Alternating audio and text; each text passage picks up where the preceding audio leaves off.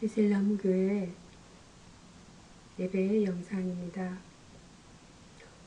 오늘 전해드릴 말씀은 에레미야서 29장 1절에서 7절, 본문 내용은 생산하고 기도하라는 본문 내용입니다.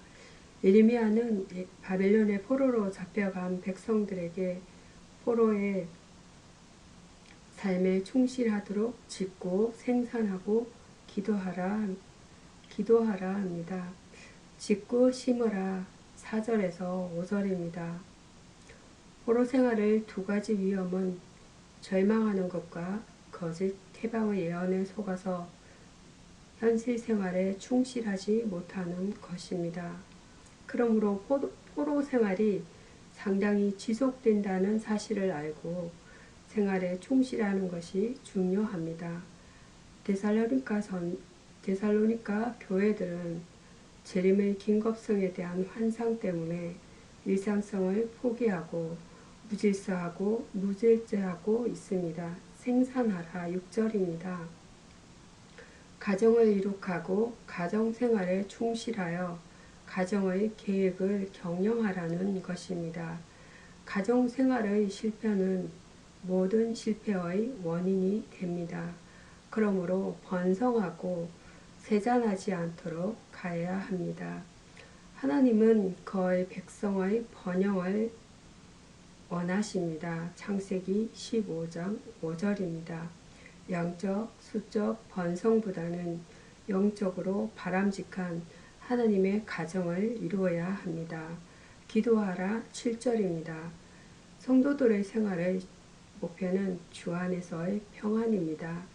하나님의 백성은 어느 곳에 가든지 모든 사람에게 평안을 주며 만민에게 축복을 주는 삶을 살아야 합니다. 비록 유다 민족이 범죄하여 하나님의 징계로 인해 포로되어 왔으나 포로된 바벨론 땅에서 하나님께 순종하고 평안을 위해 힘쓰며 기도하여야 했습니다. 낭만과 절망의 삶 속에서도 생산하고 기도하라 하신 것은 하나님의 사랑이 그들에게 미치기 때문인 것입니다. 노동이라는 것은 예기야 코포스 최초의 일꾼은 하나님이시며 지금도 자연과 인간의 역사 속에서 계속 일하고 계십니다. 인간이 최초로 경험한 노동은 고달픈 것이 아니라 창조 사역 안에 포함된 것입니다. 다음으로 전해드릴 말씀은 열왕기하입니다.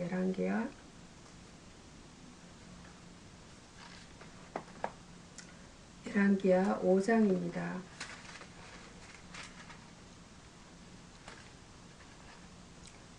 열왕기하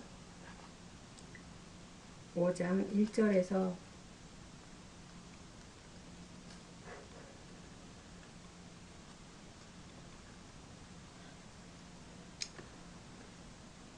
7절 말씀, 나아만의 문둥병이라는 본문 내용입니다. 나아만은 아람 왕의 국방장관으로서 권력이 대단했던 인물이었습니다. 작은 게지바의 전도입니다. 2절입니다. 하나님께서는 믿지 않는 이방인 나아만에게 이스라엘 출신의 한 여자를 보내게 하셨습니다. 그리고 그 여자는 하나님을 증거했습니다. 그 하나님은 능력의 하나님, 신효의 하나님이라고 증거했습니다. 그리고 이스라엘 나라에 엘리사 선지자가 있었음을 알렸습니다. 그녀는 오늘날로 말하자면 전도 요원이었습니다. 이스라엘 왕에게 간 나만 6절입니다. 이스라엘 왕은 심히 염려했습니다. 왜냐하면 아람 왕국의 힘을 알고 있었기 때문이었습니다. 그래서 이스라엘 왕은 신앙 고백을 하게 되었습니다. 자신은 하나님이 아니라는 고백입니다. 이는 연약한 인간이 위기를 당하였을 때의 모습을 그대로 반영해 주고 있습니다. 그러나 주의 백성은 하나님만 의지하고 나아가면 됩니다. 나만의 겸손과 복종 7절입니다. 금은 합쳐서 400kg이라고 했는데 당시로서는 대단한 물질이었습니다. 나만의 이런 외물은 곧 선민의 하느님 앞에서의 복종을 말하는 것입니다. 하느님은 언제나 자기 백성들을 위하여 주무시지도 졸지도 않으십니다. 오직 주님의 영광을 위하여 마치 암탉이 알을 품고 있듯이 하신다는 것입니다. 곧 사랑의 하나님을 나타내십니다. 나만의 문둥병은 이스라엘 출신의 여자로 인하여 이스라엘로 가게 되어 병을 고치게 됩니다. 여기서 순종이라는 것은 이카 휘파코에입니다. 거스르지 않고 순수히 복종함을 말하고 있습니다. 순수히 따람, 오비디언스, 성경에서는 하나님의 뜻에 복종한다는 뜻에서 신앙을 일컫는 말로 쓰이고 있습니다. 이어서 열왕기하 5장 8절에서 14절은 어연한 엘리사라는 본문 내용으로 은혜를 나눠보고자 합니다. 아람 왕의 편지에 온 국가가 초상집 같이 되었을 때에 엘리사는 어연한 자세로 국난에 대처했을 것입니다. 내가 그 사람을 변화시키리라. 엘리사는 정말 문둥병자 나만의 몸과 마음을 변화시켜 돌려보냈습니다. 이처럼 하나님의 사람은 사람을 변화시키는 영역이 있어야 하겠습니다. 예수님의 거처를 찾아왔던 요한의 제자들이 변화되었듯이 요한복음 1장 35절에서 42절입니다. 하나님의 사람을 찾아온 사람은 무엇인가 변화되어 돌아가야 하는 것입니다. 이스라엘 선지자가 있음을 보여주리라.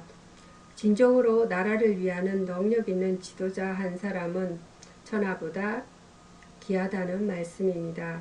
엘리사가 존재하는 동안 아람은 결코 이스라엘을 넘보지 못했었습니다. 열왕기하 6장 23절입니다.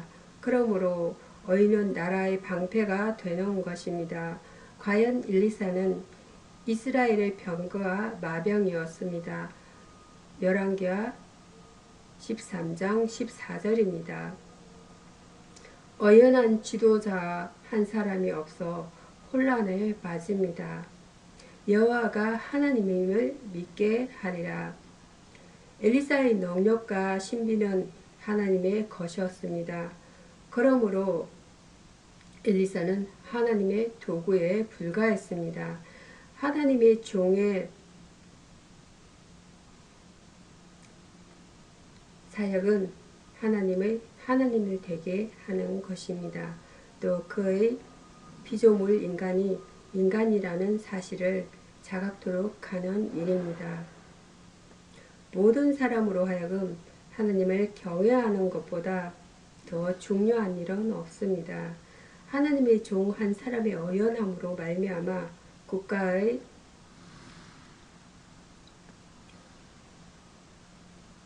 존립이 탄탄하게 되었습니다. 여기서 용기라는 것은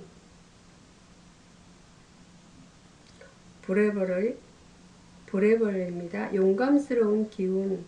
플라톤이 내세운 사원덕의 하나로 이성이 보조자의 지식에 바탕을 둔 원기를 뜻합니다. 능력의 하나님을 거래할 때 진정한 용기가 솟아납니다. 다음으로 전해드릴 말씀은 시편입니다. 시편 66편입니다.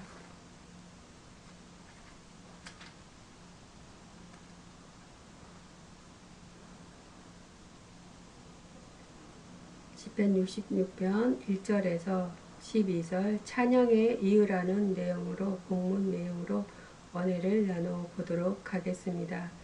민족을 구원하셨고 온 땅은 물론 이방인까지도 여호와 하나님을 찬양하자고 다윗은 말합니다. 그리스도 왕국의 찬양 1절입니다. 다윗은 영적 계시를 받은 왕이었습니다.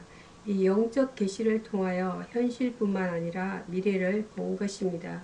비록 다윗이 많은 고생과 연단을 받았지만 하나님의 영광이 온 땅에 충만하게 되리라는 사실을 믿고 있었습니다.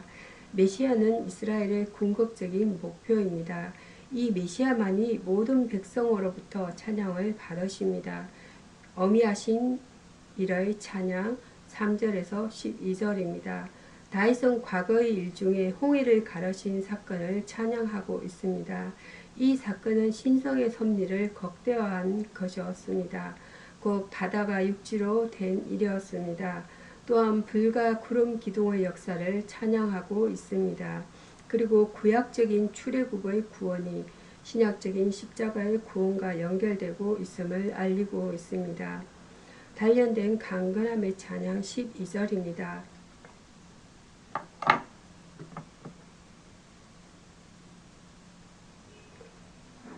이스라엘이 사막에서 당한 고통은 무척이나 호되인 것이었습니다. 그러나 이런 단련은 빛나는 이스라엘 왕국을 탄생시켰고 시온의 영광을 만들어내었습니다. 곧 하나님의 백성다운 자격을 갖추도록 훈련시키신 과정이었습니다. 따라서 성도는 주님께 항상 찬양을 드려야 합니다. 어떠한 환경도 항상 성도에게 유익을 주는 것이기 때문입니다. 찬양의 이유는 하나님의 영광, 그의 어미하신 일 연단시키심 때문입니다. 연단이란 것은 자라프, 도킴에, 녹이다, 정련시키다, 찌꺼기를 없애다, 정결케 되다는 뜻입니다. 이런 하나님께서 택하신 자녀를 단련하여 점검같이 하고자 여러 가지 시련을 통해 시험하심을 말합니다. 다음은 시편 111편입니다.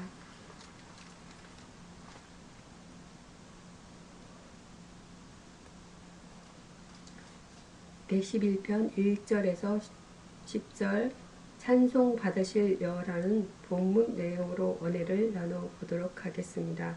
이 시편은 할렐루야 시편 중 처음 나오는 것으로 여호와의 구속의 역사를 찬양합니다.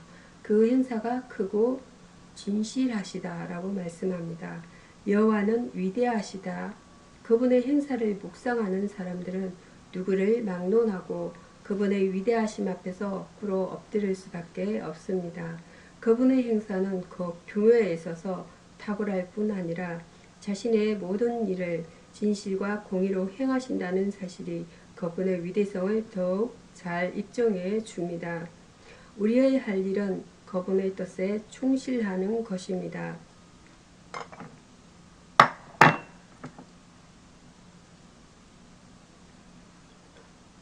자기를 사랑하는 자들을 보호하십니다. 이것은 하나님의 은혜와 자비의 좋은 표본입니다.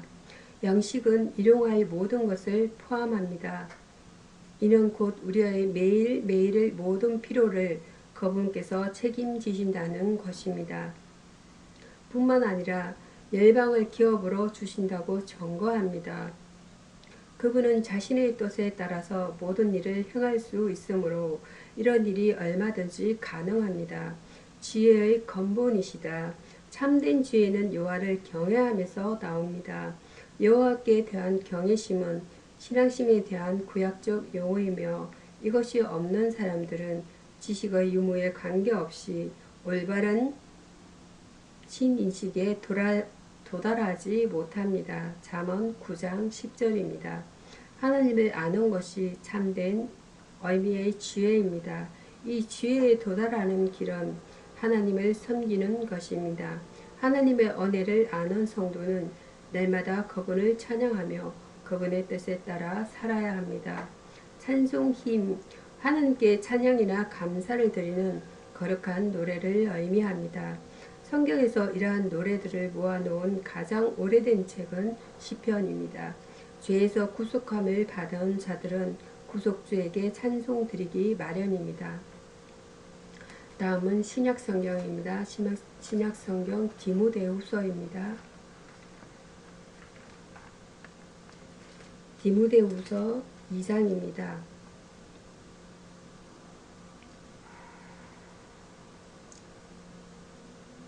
2장 8절에서 15절 본문 내용 중에서 2장 1절에서 13절 본문을 보도록 하겠습니다. 사역자의 태도란 본문 내용입니다. 바울은 고난 속에서 자기의 약함을 아는 데서 능력이 나타난다는 사실을 입증해 냈습니다.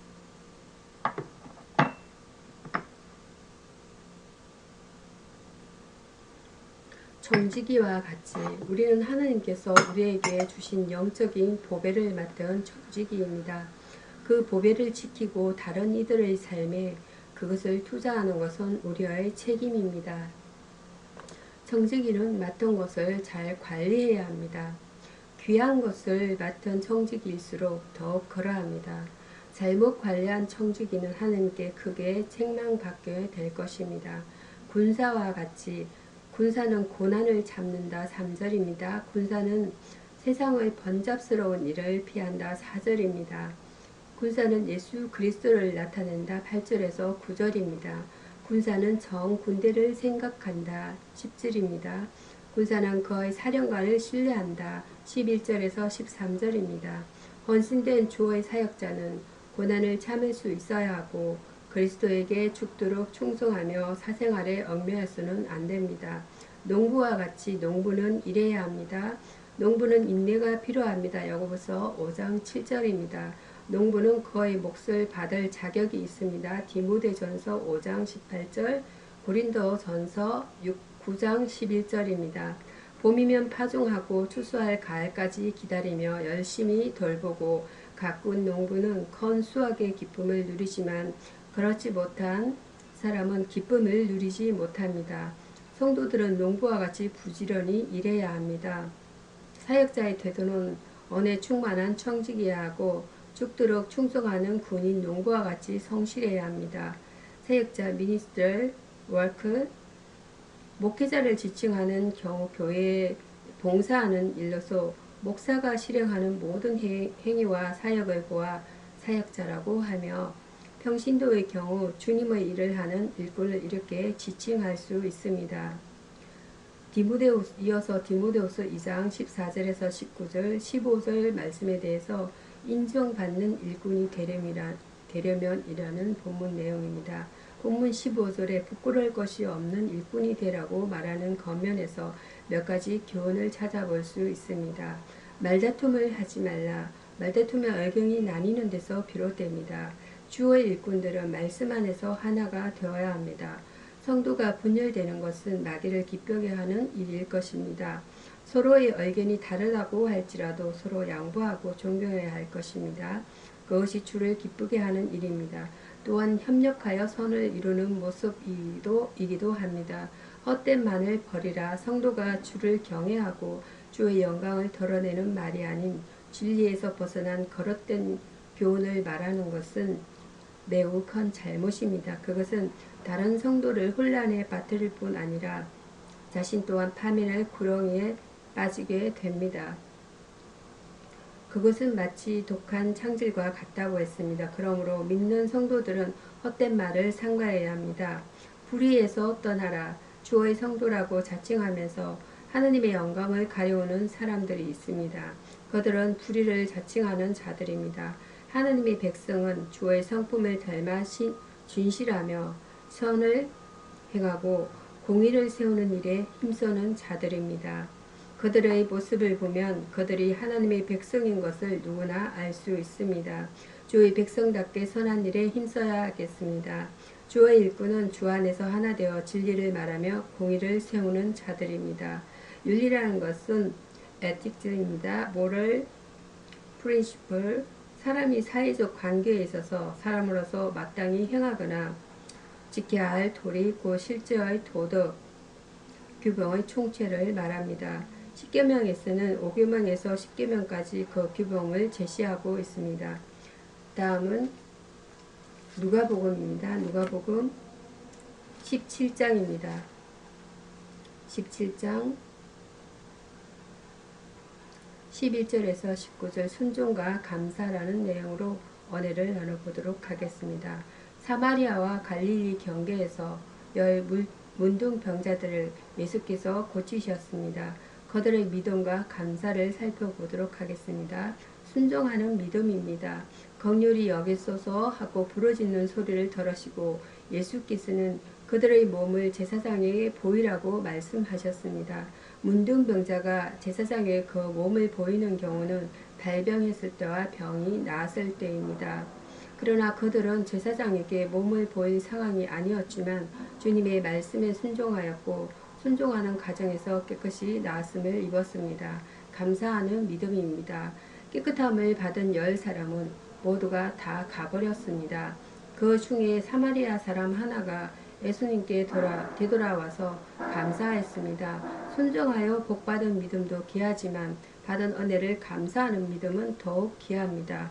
그러나 감사할 줄 아는 믿음의 사람은 11사람, 10사람 중에 한 사람밖에 없었던 것을 기억하여야겠습니다.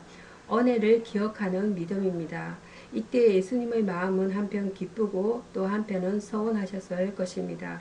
은혜를 입고도 감사할 줄 모르는 9사람으로 인한 섭섭한 마음이 감사할 줄 아는 그 한 사람으로 인해 가졌을 것입니다. 예수께서는 그를 칭찬하시고 위로하셨습니다. 어떤 조그만 일이라 할지라도 그 일에 대한 은혜를 기억해야 합니다. 주님께서는 그 피로 우리 죄를 깨끗하게 씻어 주셨습니다. 믿고 순종하며 감사하여 하나님께 영광을 돌려드려야 합니다. 감사라는 것은 야다, 유카리, 스테오, 그의 백성이 하나님께 마땅히 드려야 할 반응을 뜻합니다.